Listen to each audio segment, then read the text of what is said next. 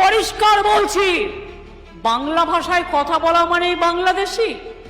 ওদের দেশের ভাষা এক, আমাদের দেশের ভাষা এক। এটা তো ঐতিহাসিক কারণে।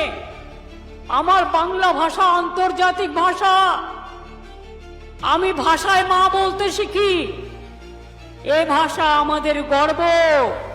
কবিদের ভাষায় মোদের গরব মোদের আশা, আমরি বাংলা ভাষা। সব ভাষাকেই সম্মান করি।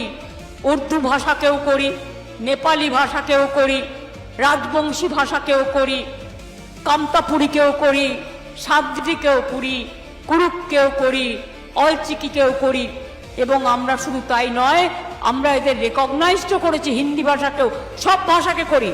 কিন্তু আমি আমার মাতৃভাষায় কথা বললে তুমি আমায় বাংলাদেশি বলে তুমি পুশব্যাক করবে। সোনালী খাতুন আপনারা জানেন, যেটা নিয়ে সুপ্রিম কোর্টে আমরা গেছি। একটা গর্ভবতী মা, তার ছোট ছোট বাচ্চা আছে, তাকে বাংলাদেশে চালান করে দিয়েছে।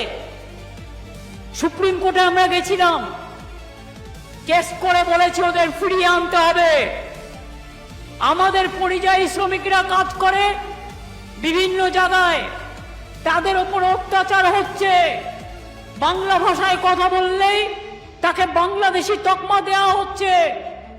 আর আপনাদের যে 1.5 কোটি লোক সারা ভারতবর্ষ থেকে বাংলায় কাজ করে, কই আমরা তো তাদের অত্যাচার করি না, আমরা তাদের আপন করে রাখি। তাহলে আপনাদের কি হয়েছে?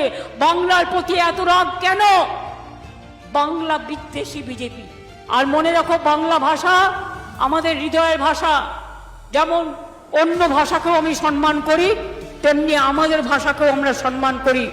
বাংলা ভাষায় একবার নয়, 1000 বার, লক্ষবার, কোটিবার কথায় বলবো। কারণ আমরা ছোটবেলায় জন্মে থেকে মা বলতে শিখেছি নিজের ভাষায়।